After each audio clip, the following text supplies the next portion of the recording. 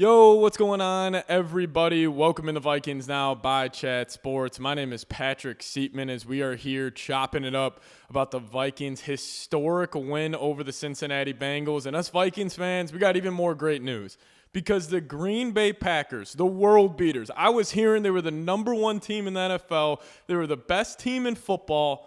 Well, they just lost to the Cleveland Browns today. So coming up, we'll talk about the Vikings' historic win against the Cincinnati Bengals. We'll talk about the Packers losing. What does that mean for the NFC North? And where does this Vikings team go from here? That'll all be broken down on today's show. But first, I got a question for you guys. With the Vikings right now, if you go look at the standings, they are at the top of the NFC North, tied with the Green Bay Packers. So I ask you guys this. Can the Vikings win the NFC North? Give me a Y for yes. Give me an N for no. You guys let me know your thoughts down below. Can this be the year the Vikings win the division? Let me know your thoughts in the comments section. Now, quickly here, massive shout out to Isaiah Rodgers. He was obviously the storyline of the game. He was the game. He was the biggest reason why the Vikings beat the Cincinnati Bengals. Now, we all know he had the 2 touchdowns. He had the scoop and score. He had the unreal pick 6. He had another forced fumble, all in the first half, making play after play after play. But it doesn't stop there with Isaiah Rodgers. He posted the first ever perfect PFF grade.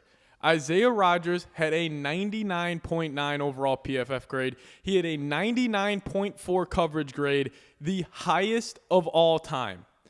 It was an unbelievable performance from him. Truly historic. I have never seen in my life a guy in the secondary completely dominate the game the way he did. I mean, the pick 6 was fantastic. A hell of a play by Harrison Smith, I will say, on that pick 6. Harry got his hand in the passing lane, was able to bat it up in the air, and Isaiah Rodgers did the rest. But then he had the unreal scoop and score where he was the one, Peanut Tillman-esque punch out, picked it up, went down the left sideline, then late in the first half had another forced fumble. The dude was truly amazing. So shout out to Isaiah Rodgers. And, we'll talk about more of the defense here, and we'll talk about Jordan Mason and what I thought about the Vikings offense. But a quick take. You Vikings fans were telling me the season was over. People were freaking out after the Week 2 loss against the Atlanta Falcons. Everybody was saying this is it. The injury bug is too much. This is just a typical Viking season where we're good one year, we're bad the next. And this is why you remain patient. Because the NFL world, it can flip on its head so quickly. Imagine waking up earlier today and I told you guys, oh yeah, the Packers lose to the Browns in Cleveland, and the Vikings put up 48 points and beat the Bengals 48-10 at home.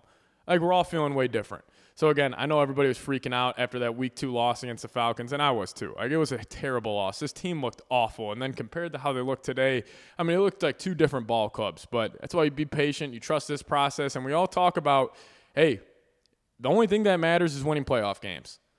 That's the number one goal of this season. Does it really matter if you lose a tough one in September to the Falcons?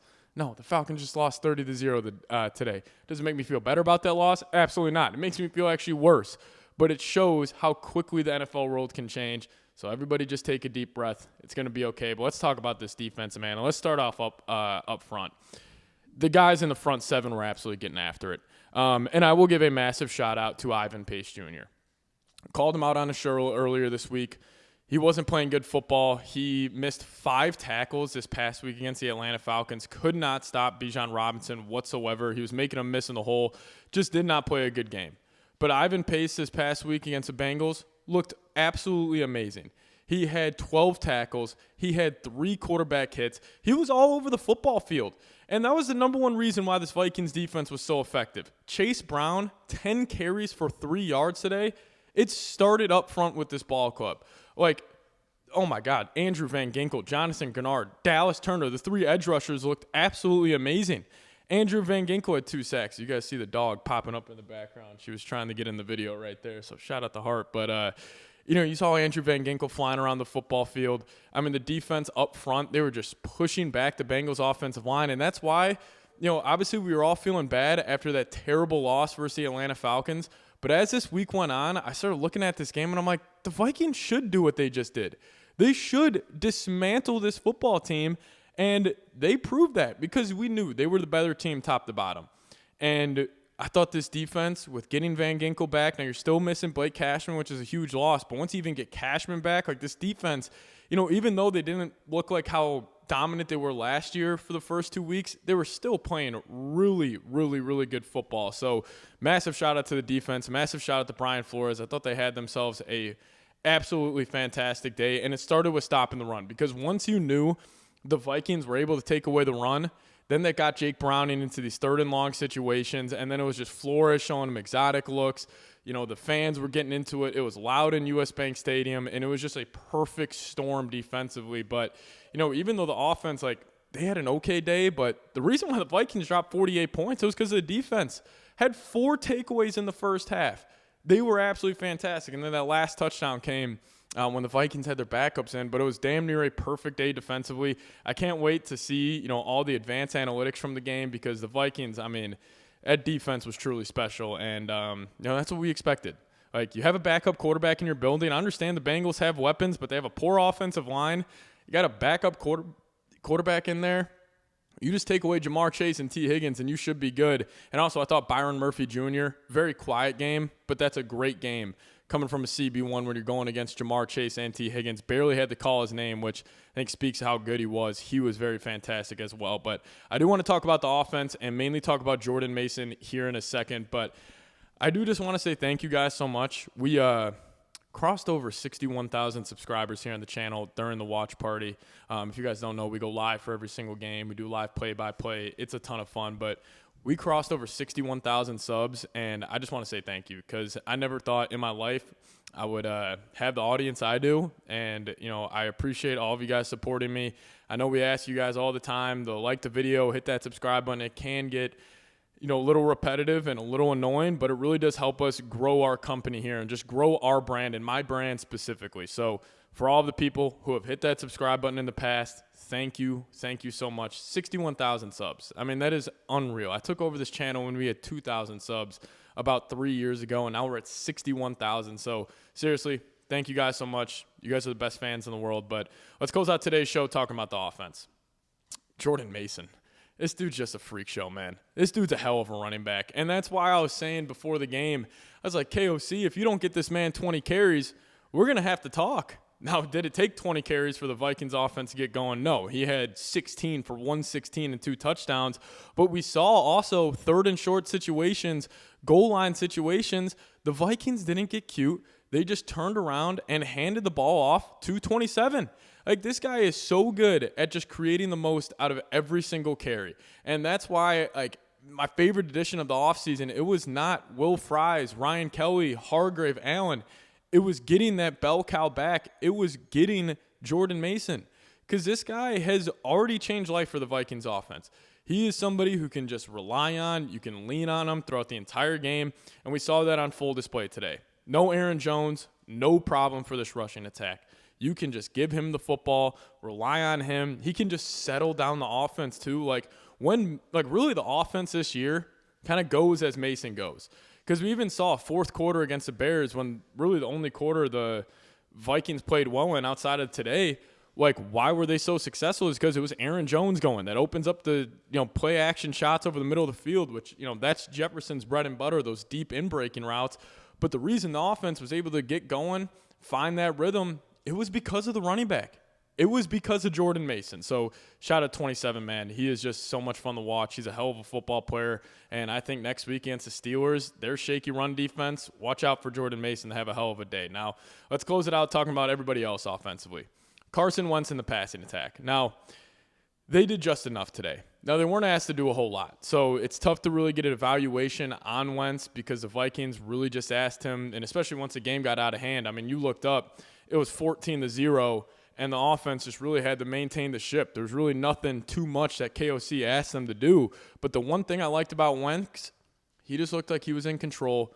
He just looked confident the entire time. And that's all you can really ask for a guy who is a backup quarterback. I think we need to remember, Wentz is a backup. His job is to come in, kind of not mess it up. That's what he did today. That throw he had, he found that connection with TJ Hawkinson, which was great. Also, shout out to Hawk. He looked a lot better. Jalen Naylor also was making plays. One receiving threat that didn't look good, who had a drop from Brosmer late, is Thielen. I don't know if Thielen, if this was the year he hit the wall, but we really haven't gotten much from him. So it's awesome that we're getting Jordan Addison back this upcoming week. But I also thought offensively, we felt the difference of Christian Darrisaw. Like, I don't know if he is the most valuable player on the Vikings, and I don't even mean that as a dig to Justin Jefferson, because Jefferson's by far the best player, but the most valuable player might be Darrisaw, because you got a franchise left tackle, and if he's not in there, you're going into, like, Walter Rouse, or you're going into, like, Justin School, who's just a swing tackle, whose school has been terrible the last couple of weeks. But we definitely felt Darrisaw being in there, so massive shout-out to him. He looked pretty good. Had that one false start penalty, but besides that, I mean, he just looked like his old self. And I think we're starting to see this team find its groove. You know, rocky week 2. Did not go well. You didn't play well offensively. You really didn't play as good as you would have hoped defensively, considering what we saw from Atlanta today. But they did just enough. And that's all you can really ask for this offense. Now, next week against the Steelers and the following week against the Browns, like, those are probably going to be rock fight games. Those are probably going to be low scoring, and you just probably got to tell your offense, hey, get to 21 points, and we'll go 2-0 across the pond. And that's a great feeling. And that's why this win, it wasn't just great to hop in the win column, move the 2-1. Now you're sitting at top of the NFC North. It's how you won. You won in dominating fashion. Because of that defense, they're probably telling themselves in that locker room right now, we're the best defense in the National Football League. And they should be thinking that. It was a historically great performance from this defense. And I'll close it out with a shout-out to this guy, Brian Flores. Just thank you for being the Vikings defensive coordinator. I know we give you love all the time, and you deserve every bit of it. But, man, I just like watching your unit play. Like, this is the most fun I have had watching defense since probably 2017. And that was the Zim defense where they were historically great, running that double A gap. But just watching how creative Flo is, watching how good the Vikings are on early downs, and you just see the unique twist concepts. You see the unique coverages they're throwing these quarterbacks. Like, the defense is truly awesome, and it starts up top with Brian Flores, one of the best play callers in the league. But top to bottom, a hell of a win today. You moved the 2-1. You are setting yourself up in prime position to be 4-1 coming out of this bye. You just got to go beat a 2-1 Steelers team, which really they aren't that good. You should handle Pittsburgh, and then you should beat Cleveland, and then you should be 4-1, got the bye week. Then you got Philly coming to town with Cashman being back, with probably McCarthy playing quarterback. We are getting word that it will be Carson Wentz next week, so it won't be JJ week 5 TBD. But I'm assuming we see Wentz being the quarterback for the next 2 weeks. And he deserved it. Like, he played good enough today. Didn't ask him to do a whole lot, but he did just enough. And now the Vikings, this is why I ask you guys to be so patient. We're 2-1, top of the division. That's all you could ask for. What a start to the season. The most Vikings start to a season ever. So we appreciate everybody watching today's show. If you made it all the way to the end, just give me a skull down below in the comments section. I will see you guys next time. As always, Skull Vikes.